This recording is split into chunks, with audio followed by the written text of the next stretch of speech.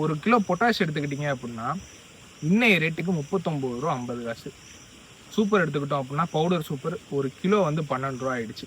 யூரியாவ தவிர மத்த எல்லா உரமுமே ரேட் ஏறிடுச்சு. இப்போ ஒரு தென்னை மரத்துக்கு நம்ம உரம் வைக்கணும் அப்படின்னா, ரூ. 100 குறைஞ்சு உரம் வைக்கிறது அப்படிங்கிறது கஷ்டமாயிடுச்சு. 2 கிலோ பொட்டாஷ் வாங்கினாலே ரூ. 80 ஆயிடுது. இது இல்லாம நம்ம சூப்பர் 2 கிலோ வைக்கணும், யூரியா வைக்கணும். இதெல்லாம் கணக்கு பண்ணோம்னா ரூ. 100 வந்துடுது. ஸோ ஒரு மரத்துக்கு ரூ. 100. அதே மாதிரி மைக்ரோ ஃபுட்டும் சேர்த்து வைக்கிறீங்க. ஒரு மரத்துக்கு ஆவரேஜா இப்போ மைக்ரோ ஃபுட் வைக்கணும்னா ரூ. 60 ரூ. 70. ஸோ ஒரு மரத்துக்கு காமனா உரம் வைக்கிறப்ப 10,000 இது 100 மரத்துக்கு கணக்கு. ஒரு 10,000 17,000 வரைக்கும் செலவாகுது. இது உரத்துக்கான காஸ்ட். இது இல்லாமல் டிரான்ஸ்போர்ட் காஸ்ட் எல்லாம் இருக்கு, ஏற்றுக்குழி இறக்குக்குழி அதெல்லாம் இருக்கு. இதை தாண்டி நமக்கு வர்ற அடுத்த பெரிய செலவு என்ன அப்படின்னா, மரத்தை வட்டப்பாத்தி எடுத்து அதில் உரம் வைக்கிறது. இதுக்கு ஒரு மரத்துக்கு ஆவரேஜா பார்த்தீங்கன்னா அரை வட்டப்பாத்தி எடுத்தாங்கன்னா ரூ. 30 ரூ. 60 வரைக்கும் வாங்குறாங்க. இல்லை முழு வட்டப்பாத்தி எடுத்தாங்கன்னா அது ஊருக்கு ஏற்ற மாதிரி ரேட்டு மாறுது. நம்ம என்ன பண்றோம் அப்படின்னா, இந்த உரம் எடுத்து வைக்கிற ஆகிற செலவை குறைக்கிறதுக்காக மைக்ரோ ஃபுட்டையும் இந்த உரங்கள் டிஏபி, யூரியா, காம்ப்ளெக்ஸு, பொட்டாஷ் இது எல்லாத்தையும் ஒன்றா கலந்து வச்சிடுறோம். இப்படி ஒன்றா கலந்து வைக்கிறப்ப நம்ம மைக்ரோ ஃபுட்டு என்ன பர்பஸ்க்காக, அதாவது காய் நிறையா பிடிக்கணும், குறும்பை கொட்டக்கூடாது அப்படிங்கிறதுக்காக தான் மைக்ரோ ஃபுட்டே வைக்கிறது. ஆனால் நம்ம இந்த மாதிரி கலந்து வைக்கிறப்ப அதோட பர்பஸ் மரத்துக்கு முழுசாக போய் கிடைக்குதா அப்படின்னா அது கிடைக்கிறதே இல்லை. இதுக்கான காரணம் என்ன? இந்த வீடியோவில் அதை பற்றி தெளிவாக பார்ப்போம். இதுக்கு முக்கியமாக ஒரு 3 காரணங்களை நம்ம சொல்லலாம். இதில் ரொம்ப முக்கியமான காரணம் என்ன அப்படின்னா, இருக்கிறதுலேயே பெரிய கல்பிரிட் யார் அப்படின்னா பாஸ்பரஸும் சிங்கும் தான்.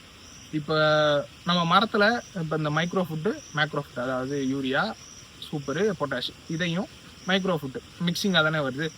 இது ரெண்டுத்தையும் நம்ம கலந்து வைக்கிறப்ப அதுலேயும் நம்ம சிங்கோட சேர்த்து தான் வைக்கிறோம், காப்பரோட சேர்த்து தான் வைக்கிறோம். இப்படி வைக்கிறப்ப இந்த பாஸ்பரஸ் அப்படிங்கிறது வந்து சிங்கு கூடையும் காப்பர் கூடையும் வினை புரிஞ்சு சிங்க் பாஸ்பேட்டாவோ இல்லை காப்பர் பாஸ்பேட்டாவோ மாறிடுது. இந்த சிங்க் பாஸ்பேட் அப்படிங்கிறதும் காப்பர் பாஸ்பேட் அப்படிங்கிறதும் மண்ணில் கரையுமா அப்படின்னு கேட்டால் கரைகிறதுக்கு வாய்ப்பே கிடையாது. தண்ணிலையும் ஈஸியாக கரையாது. ஸோ இப்படி கரையாமல் இருக்கிற உரத்தை பயிரோட வேறால எப்படி எடுத்துக்க முடியும்? உரம் அப்படிங்கிறது கரைஞ்சாதானே வேறால எடுத்துக்க முடியும். ஸோ இதை கரைக்கிறதுக்கு நம்ம உயிரோரங்களை பயன்படுத்தினாலும் அதோட எஃபெக்டிவ்னஸுமே நமக்கு கம்மியாக தான் இருக்கும். இந்த ஃபார்மேட்டுக்கு உரம் மாறிடுச்சு அப்படின்னா மரத்தால் அதை எடுத்துக்கவே முடியாது. ஃபர்ஸ்ட் விஷயம் இதுதான். 2வது விஷயம், மண்ணில் பீகச்சோட அளவு அதிகரிக்கிறது. என்ன அப்படின்னா, இப்போ நம்ம யூரியா மாதிரியான உரத்தை நம்ம மரத்துக்கு வைக்கிறப்ப அந்த இடத்துல டெம்பரவரியாக மண்ணில் பிஹெச் வந்து அதிகரிக்கும். அதாவது இப்போ பிஹெச் அப்படின்னா நம்ம கார அமில நிலை அப்படின்னு சொல்லுவோம். இப்போ தென்னை மரம் இருக்கிறதுக்கெல்லாம் பார்த்தீங்கன்னா 8 வரைக்குமே நம்ம பிஹெச் வந்து ஒத்து போகும் தென்னை மரத்துக்கு.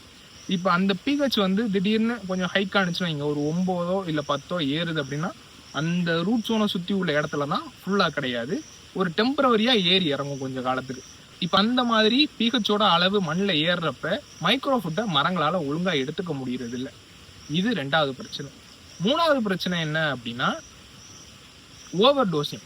ஓவர் டோசிங் அப்படின்னா, இப்போ நம்ம சாப்பாடும் வைக்கிறோம், பொரியலும் நிறையா வைக்கிறோம்.